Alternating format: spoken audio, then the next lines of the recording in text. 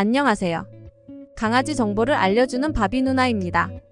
강아지들은 아파도 말을 해주지 않습니다. 심지어 어떤 강아지들은 아픈 걸 들키면 버림받을까봐 숨기기까지 하는데요. 예를 들어 고개를 한쪽으로 돌리거나 기울이는 행동을 보일 수 있습니다. 이는 중이염과 같은 귀질환에 걸린 것일 수도 있는데요. 심할 경우엔 귀머거리가 되거나 염증이 뇌로 퍼져 죽는 경우도 있다고 합니다.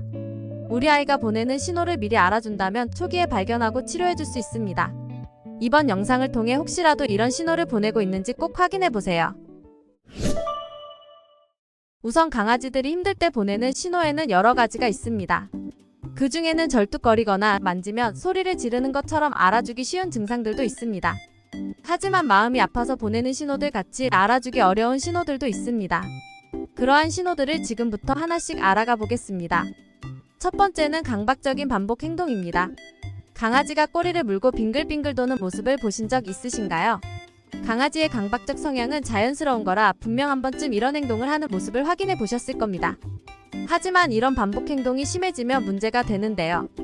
텍사스 수의과 대학교의 애슐리 나바렛 박사는 꼬리 쫓기 왔다 갔다 하기 씹기 등의 행동은 정신적인 스트레스를 받고 있다는 신호라고 합니다. 자기 몸에 상처를 입힐 정도로 심한 강박 증상을 보인다면 행동을 제지해주고 훈련을 통해 개선해야 합니다. 터그놀이, 간식 찾기 등의 훈련을 통해 강아지가 뇌를 활용해서 에너지를 소모할 수 있도록 해주시는 게 좋습니다. 또한 일시적으로 보이는 행동인지 지속적으로 보이는지 확인해 주어야 합니다. 예를 들어 낯선 사람이 집에 놀러 왔다면 강아지가 불안해할 수 있습니다. 따라서 심하게 반복하는 행동을 보일 수 있습니다. 또 보호자가 얼마나 산책을 시켜주는지, 강아지의 성향이 활동적인지 같은 환경 문제에 따라 상황이 천차만별로 달라지기도 합니다. 중요한 것은 본인에게 맞는 기준을 두는 것입니다. 평소랑 다르게 유달리 심하게 이런 반복 행동을 보인다면 보호자인 여러분에게 나 힘들어요 하고 이야기하고 있는 것과 같습니다. 두 번째는 첫 번째랑 이어지는 내용인데요. 강아지가 발을 심하게 핥거나 깨무는 경우입니다.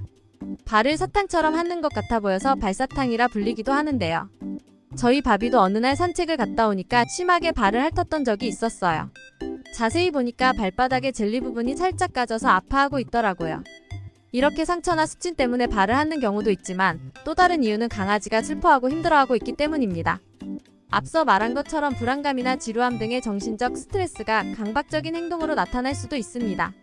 잘 확인해봐도 피부에 문제가 전혀 없다면 우리 아이는 지금 자기가 힘들어서 도와달라고 여러분에게 어필하고 있는 겁니다. 자, 다음은 이것 때문에 병원에 가게 되는 경우가 정말 많은데요. 세 번째, 귀를 자주 긁는다.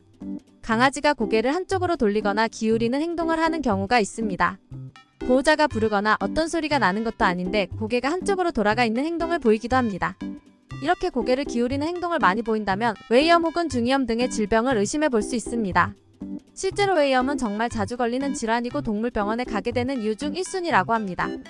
강아지들은 견종에 따라 귀의 모양이 다른데요. 푸들, 리트리버, 말티즈 그리고 바비 같은 비숑 친구들은 귀가 덮여있기 때문에 바람이 잘 안 통해요. 그래서 귀 속에 분비물이 많이 쌓이다 보면 세균이나 곰팡이균에 의해 염증을 유발합니다. 또한 만성중이염 같은 귀질병은 청력상실로 이어질 수도 있습니다. 대부분 반려견이 보내는 신호를 초기에 알아주지 못해서 방치하다가 심해지는 거죠. 반려견이 귀를 계속 긁고 털거나 머리를 흔들고 바닥에 비비는 행위는 지금 귀가 아프다는 신호일 수 있습니다. 지금 한번 반려견의 귀 상태와 냄새 등을 체크해 보시길 바랍니다. 예방을 위해서는 일주일에 한 번 정도 정기적으로 귀 청소를 해주시는 것이 좋습니다. 네 번째, 엉덩이를 바닥에 비비기. 강아지들은 종종 엉덩이를 바닥에 끌고 다니며 스키를 타는 행동을 하는데요. 많은 분들이 이런 행동을 하는 걸 보신 적 있을 거라 생각합니다. 저희 바비는 산책만 나가면 배변 활동을 활발하게 하는데요. 이때 자기 엉덩이에 묻으면 꼭 바닥에 비비더라고요. 이런 예외적인 경우가 아니라 평상시에도 자주 이런 행동을 보인다면 문제가 되는데요. 강아지 엉덩이 안쪽에 있는 항문낭액이 제대로 배출되지 않았을 때 간지러움을 느끼게 됩니다. 이 간지러움을 해소하기 위해서 바닥에 비비는 행동을 하는 거죠. 원래라면 배변을 하면서 함께 배출이 됩니다. 하지만 남아있는 잔여물이 있을 수도 있습니다. 오랫동안 제거가 되지 않으면 염증이나 종양으로 이어질 수 있으니 꼼꼼하게 케어를 해주셔야 합니다. 저는 보통 목욕시킬 때 한 달에 한 번 주기로 확인해주고 있는데요. 이렇게 항문낭이 있는 곳에 손을 두고 짜주시면 됩니다. 다섯 번째, 걷는 게 이상할 때. 산책을 할 때 절뚝거린다거나 눈에 띌 만큼 걸음걸이가 느려지는 것처럼 단번에 알 수 있는 증상들도 있습니다. 하지만 잘 알아채기 어려운 증상들도 있는데요. 특히나 강아지의 특정 자세나 걸음걸이 등은 자세히 보지 않으면 뭐가 문제인지 잘 모르는 경우가 많아요. 저희 바비도 소형견이다 보니 슬개골 탈구 초기 증상이 있습니다. 심하진 않지만 병원에서 더 심해지면 수술을 해야 할 수도 있다고 하더라고요. 그래서 바비도 다리가 아픈 아이들이 보내는 특징들을 몇 가지 나타내는데요. 예를 들면 체중을 분산시키기 위해서 뛸 때 뒷다리 두 발을 같이 움직이는 증상입니다. 이외에도 높은 곳을 올라갈 때 멈칫한다거나 하는 증상들이 있습니다.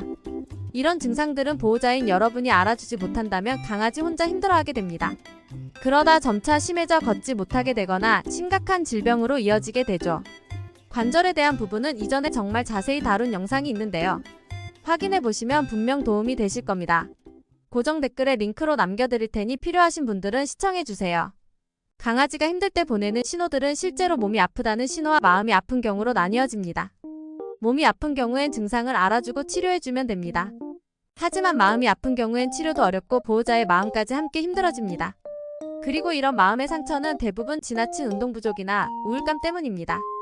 강아지에게 집착하거나 너무 귀찮게 하는 것 또한 문제 행동을 만들 수 있습니다. 하지만 그렇다고 해서 무관심한 태도로 대하라는 것은 아닙니다.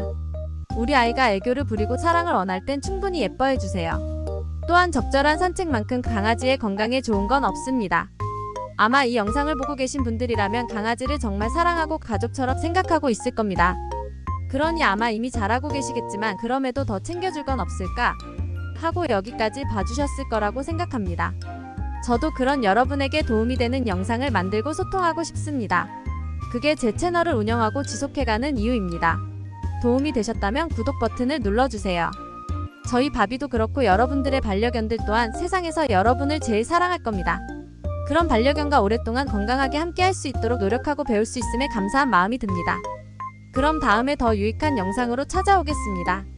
영상 봐주셔서 진심으로 감사합니다.